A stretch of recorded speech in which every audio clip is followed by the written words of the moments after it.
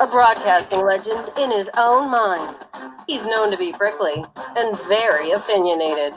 It's time to get in the huddle with your host, Coach Muddle. Yeah, it's live. Yep. Live, so we'll just okay, roll through it, and then we'll just share it again tomorrow. We'll share it again. So all right, guys, welcome in the huddle, Coach Muddle, Saturday edition, where we kind of thought we were taping Saturday show to go on tomorrow when it normally broadcasts, because the two degenerates in your screen got to get to Atlantic City. They got the shakes going on, and whatnot, so they got to go. So they don't think they can make the show tomorrow. So what we're doing, we're going to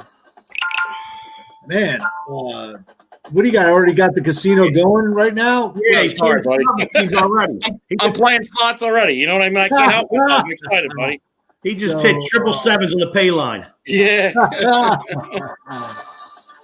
So, what the hell? So we're going to start off. Got some, right now, very surprisingly, Penn State losing again. Just by the way, I just thought I'd throw that in there since we're on Saturday. But also, what I wanted to jump in real quick, Nick, because we got the Masters going on, right? So I didn't know if you wanted to touch in with that. Yeah, well, and Stiz can confirm it because I told him. I took Dustin Johnson, who is the leader right now, so that's good for me.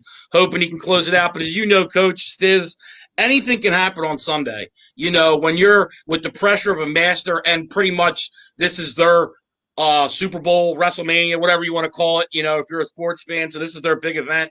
I know it's not in April, obviously it's in November, but still, nerves come with it, and anything can happen on Sunday. So. We'll see. I mean, Dustin Johnson's been I think he's been second like twice. He's knocked on the door. He's actually married to Wayne Gretzky's daughter. He's been number one in the world, and I think he's been due. That's why, I obviously took him. So we'll see what happens to finish it out. But I think, obviously I picked him, and he's in first. So why would I sheer away? I'm going to stick with him. All right. Well, now what do you think? Because, they got backed up because of the weather, but it gets dark at 5 o'clock. So do you think it spills over to Monday? Do you think they're going to have to finish this on Monday just because of daylight? I just think because, normally that, at 7 o'clock at night, they're posting the winner, Right. So weather permitting, I think they'll be okay. They've been starting earlier than usual to get it, kind of get it in. And, they want that Sunday, prime time audience. I highly doubt. And what's up, Angela and Tommy? But yeah, they want that prime time Sunday, coverage. So I'm sure they're not happy they're going against the NFL. Usually when they're doing it, it's like a week or two after March Madness ends. I think it's usually like Easter Sunday or around Easter Sunday. Right. March Madness ends, and then it's them. So they're kind of the only game in town at that point. Playoffs have kind of started for, getting ready to start, for basketball. So I'm curious to see what happens in regards to that, because obviously they're going up against football. But, if the right people are in the lead and it's interesting, people will watch. But who's normally covers that is CBS, right? Yeah, Jim Nantz. And so he's not doing football, or are they? I would think not. Masters is one of their premier things. But are they bumping football games for the Masters? How's that working? I'll check that right now, Coach. But yeah. So that's a good question. But I would think so. It's the Masters. So let me check. Hold on, I'm checking now. The Masters stops at. Looks like it just says till 3 o'clock. So maybe they're getting maybe they're going to put the guys who are in the lead, who they think have the best chance to win it early and get them through. It ends at 3. So there you go. Oh, all right. Wow. I don't know too much about golf, and I took a long shot. I took Happy Gilmore to win it all. I don't know what kind of shot I have. I'm hoping he gets. I have Shooter McGavin. Was a long shot as well, Coach. We go for a long shot. And also, so was Judge Smales. Yeah. Also in my. Exactly. I parlayed. I did a parlay. Like Nevada showed me those parlays. So I parlayed Judge Schmales and Shooter McGavin. Beautiful lingo. Hey, Chris Lentz too. I made sure I packed my clean skibbies just in case we do get a cavity search. You know what I mean? In case you pat us down. Always make sure you have clean underwear packed up. You know what I mean? All they're going to find on me is a lot of cash, baby. I'm ready. Right. Not for the cavity search, but for that didn't sound good. I'm ready to go to AC. I'm not looking forward to any cavity searches, but yeah. And, just so everybody knows, after this show, I'll be shutting my phone off completely the rest of the weekend because, I just don't want that call. You got to come get me. Yeah. I have to get the call. I have to get on the ferry, get over there, The problem is, you better hope. Sorry, Stitch, to cut you off there. You better hope Stiz ain't calling you Monday saying, "Yo, you need a replacement for Nevada Nick. He ain't showing up. He's on the fender. He's on the roll, baby." And you know what, Nevada, I'm a little timid on calling Coach for a bailout because he's going to come up short. You know what I mean? We're going to be in that jail cell for a little while. You might be. You might be. Deep pockets, brother. Deep pockets, my man. Yep. I gotta. Yeah, my arms are short. My pockets are deep, man. Hey, people are winning already. Look, Tommy Bouchane won $7,000. Text Bernard Don. Everybody's jumping in. Everybody's winning. Look, we're already winning, Stiz. Look at that. Hey, listen, I'll take it. Obviously, that's some kind of did we just get scammed or something? Somebody just no, it's probably somebody got in through something, is putting stuff out there. Don't click on that link, whatever you do. Yeah. I'm sure Angela did. If you can block that guy out or something, get him out. Yeah, how can I block this guy? I don't know. You're the one who's doing the show. Obviously, we thought we were scheduled. We're live, block so we're par for the course. User was blocked. There you go. There you go. Good job, Coach. Quick and efficient. I like it. Thank you. Yeah. Thank you. Only took 10 weeks. I'm learning. I'm learning as we go. Angela, that's BS. So I don't know. Someone braided us, Angela. So I don't know what that. Coach was probably watching porn before we started the show, and it got hacked or something. That would be my guess. Sorry. Yeah, you never know what's going on, but I did just come from doing a football game. So. Before we get into, obviously, we're going to talk Eagles-Giants, Coach. Stiz, Tommy wanted to know, would you start Nick Chubb? Well, he's coming back off an injury. Yeah, I mean, as long as I know he's a full go, I would definitely start him because I think it's going to be, the Nick Chubb, Kareem Hunt show, just like it was in the beginning of the year. And with OBJ out too, Browns are going to run first. That's what they're going to do. Play to that defense. Get Baker trying to feel comfortable rolling out, moving in the pocket, play action, things like that. So they're going to run, and they're going to – why wouldn't you split the carries between those two? As you know, two running backs at 15 carries is more efficient than one running back at 30 carries just because they, keeps those feet going. You keep your energy, especially for the fourth quarter. Most definitely. He's got plenty of rest, so, What about Gibson from the Redskins? I like Gibson. You know what? They're playing what, at Detroit, I believe. Correct. Yeah, okay.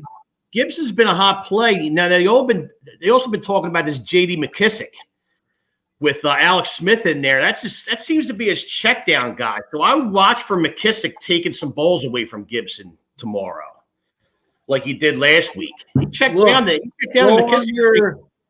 I'm telling everybody, go on your waiver wire, get Adrian Peterson. He's rushing for 200 yards against the Redskins tomorrow. Well, everybody's got Adrian Peterson, Coach. Don't they pretty much does, or no? Is he out there? I thought he'd be out there. Yeah, he may be out there.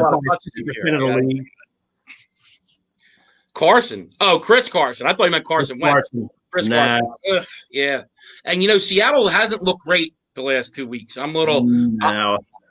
That's another bumble backfield too. We talked about them, I think, last week with the rookie DJ Dallas coming in. That's that they're all injured. So I'm not sure about Chris Carson. I'd have to look into him. And with that defense too, it's becoming hard to run the ball because they're getting behind. And Russell Wilson, you're starting to see they're asking him to do too much. Relying too much on him. He got sacked a lot. He's had some pretty bad turnovers the last 2 weeks too. Now, like I said, they're asking too much of him. He's throwing 50 times. Like, you need to balance it out. That defense has got to get going. And, I'll have a pick in that game later today too. That's one of my 5. So, yeah. But, Coach, you want to get the Eagles-Giants quick? Yeah, I want to get into Eagles-Giants. All of a sudden, Golden Tate kissing ass because, he wants to get back on the field. But, I just don't I'd move on. I want to move on from him. Absolutely, absolutely. But you know what? Shane Lemieux, this rookie, I think the Giants got him in the 5th or 6th round, guard out of Oregon. Been a beast in the last 2 games. Now Will Hernandez comes back. Where do you put him? Where are you putting him? And finally, you're starting to see some flashes with Thomas, the tackle, the 4th overall pick, starting to pick up his game. I really was worried against Washington. Right. Didn't give up a sack, gave up a couple pressures, but played pretty solid during that game. Yeah. So, and I think really Lemieux is more has helped them with that. I think he's a little more stout. So we'll see how that works. I really like the Giants tomorrow. The biggest thing from last week is Daniel Jones not turning the ball over in key situations. I mean, that's huge. They've had a lot of close games this year. He can't turn the ball over. I mean, that's obviously important.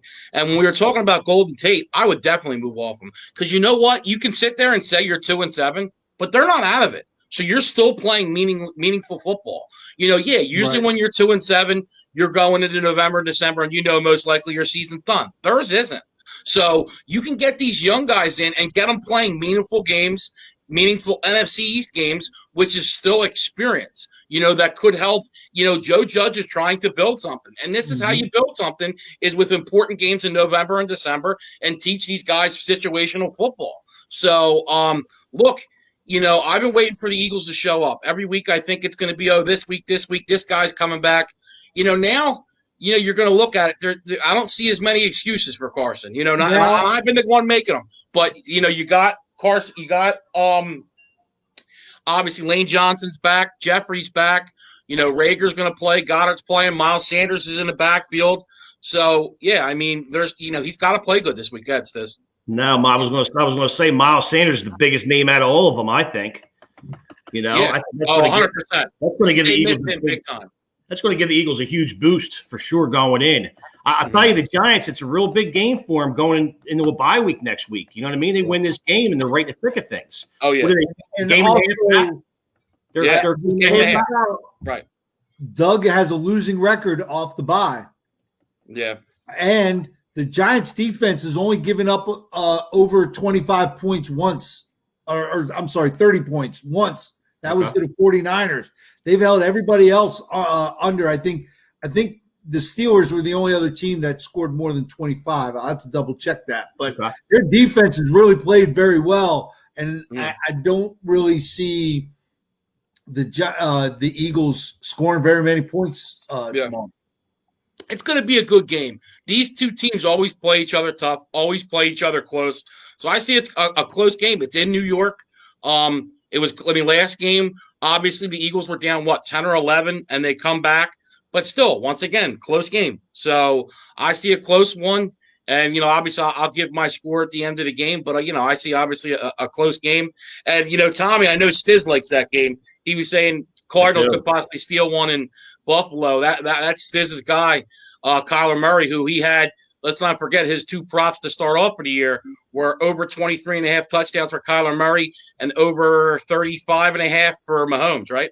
Correct. Yep. And they're both right now on pace, looking good. They're both over par actually right now. Yeah. So I'm looking okay on that. Yeah, I mean Mahomes needs 15 touchdowns in 8 games. So you would think if he stays healthy, obviously because he's had 21 and 8, you would think, yeah. Now, let me ask you, does that count like when the playoffs or it ends at the end of the season? End of the season. Okay. So just 16 games worth. Okay. So, but I like it. That was a low prop for Kyler Murray, 23.5, I thought. Now, he's going to get his rushing touchdowns. Imagine if it was combined, you probably would have won already. Oh, shit. You kidding me? Yeah, I wish it was bumped up. I wish it was bumped up for total touchdowns. even if it was at 30 or 35, Right. He got some legs on him, I'll tell you that much. I do really like Arizona this week. I think, in a loss last week, back-to-back home games, and Buffalo's defense really hasn't been playing that great, Yeah. But they had that big win against Seattle, though. That was huge. Yeah. Very, very big win. Yeah, Angela, I think Mahomes will get – I think he's going to come in that game ready to play. I'm going to disagree with you on that, Angela. Listen, Angela, I think I'm taking Mahomes for 5+ touchdowns in that game. Revenge game. They're coming with revenge on their mind, I think. Look, if the Raiders can play with that in that game with them, let's say if they keep it within a field goal to a touchdown, I think that's a good thing for the Raiders because, I think the Chiefs, you're going to see a different Chiefs team that game. So, if I'm the Raiders, I just want to stay in the game and play with a team that obviously, is coming off a Super Bowl win, and it's showing you can play with the best in the league, especially when you've already beat them once. And listen, after that 5+ touchdown game, Mahomes is going to go to the end of the game to shake Carr's hand and give the old fake handshake. Oh, you know what I mean? Oh, that would be great.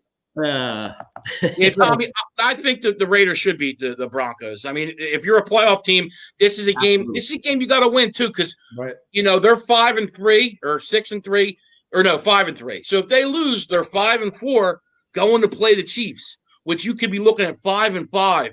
So you'd really have to go 5-1, 4-2 down the stretch just to be 9-7 or 10-6 to have a shot at the playoffs. So you're really up against it. You're going to be playing tough, divisional games against the Chargers and another Broncos game on the road. So, I will. And we all know with the Chargers, they start bad every year, and at the end of the year start playing good. It's every single year, and that's why I think this will be Anthony Lynn's last year.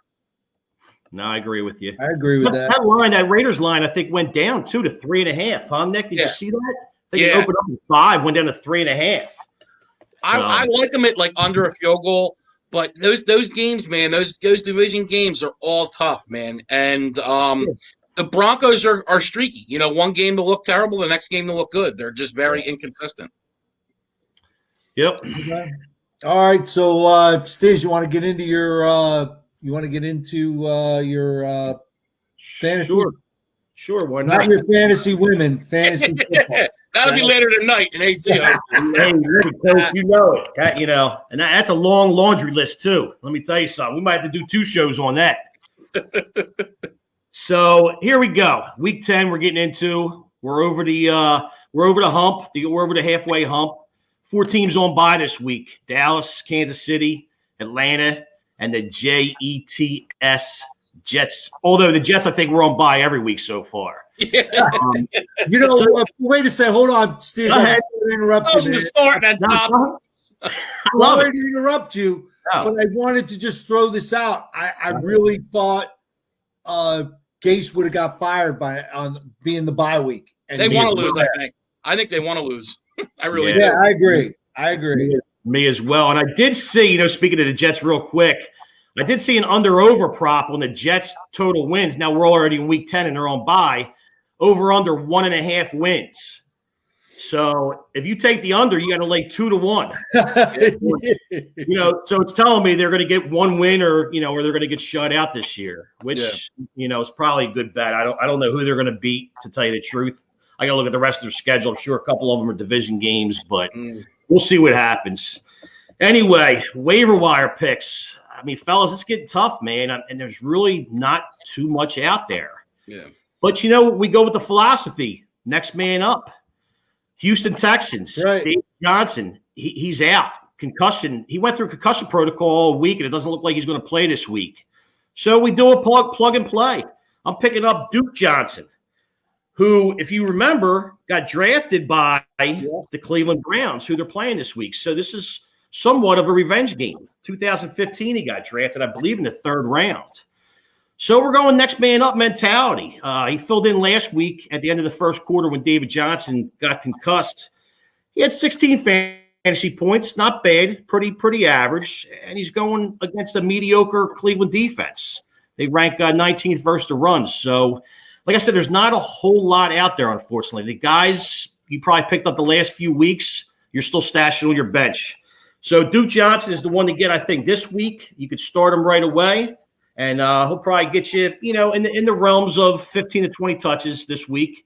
He'll catch the ball a few times, and, you should be good to go. And he's been around the league for, 5 years now, so he knows the systems. Start of the week I'll get into. We just talked about him, Arizona Cardinals. Got to go with my boy Kyler Murray. The kid's hot. The kid's playing hot, man. He's averaging 2 passing, 1 rushing touchdown per game. Buffalo's allowing multiple touchdowns to 6 different quarterbacks so far this year. Buffalo, we were high on earlier in the year, their defense. I mean, they really haven't proved anything. They've given up 365 total yards per game. Wow. Not a stout defense, right? Yeah. And the offense has kind of, come back to earth too, which is like, a double problem. It really is. Yeah. The only thing I'm worried about with Kyler Murray is his inconsistency throwing the ball downfield. He looked pretty good last week. He looked all right last week, but he's very inconsistent. He likes them short dump off routes. Yeah. The thing is with him, 106 rushing yards last week. Yeah. So if you don't have a spy on this kid, you're in trouble, man, because that guy's all over the place. Yep. And that's the worst, man. On third down, as you know, when you think you got a play shut down and then he gets off and gets your first down, man, they're killers, man. They hurt. And he has a lot of those. He has a lot of them. I mean, he's so dangerous back there, and he's kind of so tiny and so quick. He's hard to see. You know what I mean? So you see him, it's crazy. Well, he reminds you of Lamar Jackson last year, right? Yeah, right. I mean, Lamar Jackson hasn't been as much this year from what I've seen, but he's that style running back who's going to run that leading fake option, and he's going to roll the ball right in the end zone. You just don't know with him. You have to spy on him. Yeah. So that's my start of the week. Defense is in a bond. Yeah, absolutely, Coach. Sit of the week. I'm going to go to Monday night. Minnesota Vikings, Justin Jefferson, the rookie. Talk about sporadic. He's had 4 targets per week in the last 2 weeks. That's because Kirk Cousins is the quarterback. I'm with you. I'm with you on that. Speaking of Kirk Cousins, 34 total pass plays the last 2 weeks, 17 per week. I mean, it's telling you something, right? Justin Jefferson. They've always been a run-first team, but I think they're losing confidence in him. I really do. Well, and the thing is, Chicago, man, what a stingy defense they have. 3rd best in the league against receivers. I mean, they're stout. It's hard to throw against them. The big thing about Justin Jefferson sitting him this week is Dalvin Cook's back. Yeah. We seen Dalvin Cook last week, right? 30 fantasy football points in the last 2 weeks. It's unbelievable. He had 369 rush yards in 2 weeks combined with 6 touchdowns. 6 combined touchdowns in 2 weeks.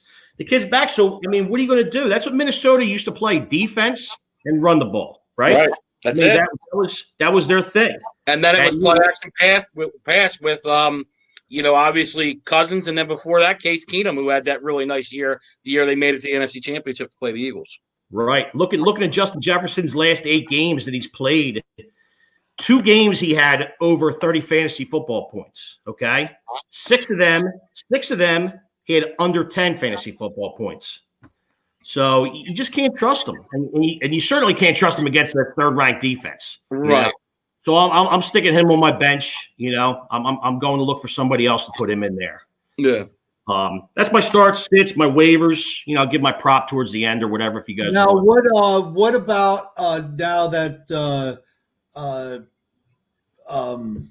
Freeman for the Giants on IR, Goldman, but now they signed that other kid from FAU. I can't think. Alfred Morris. Mm-hmm.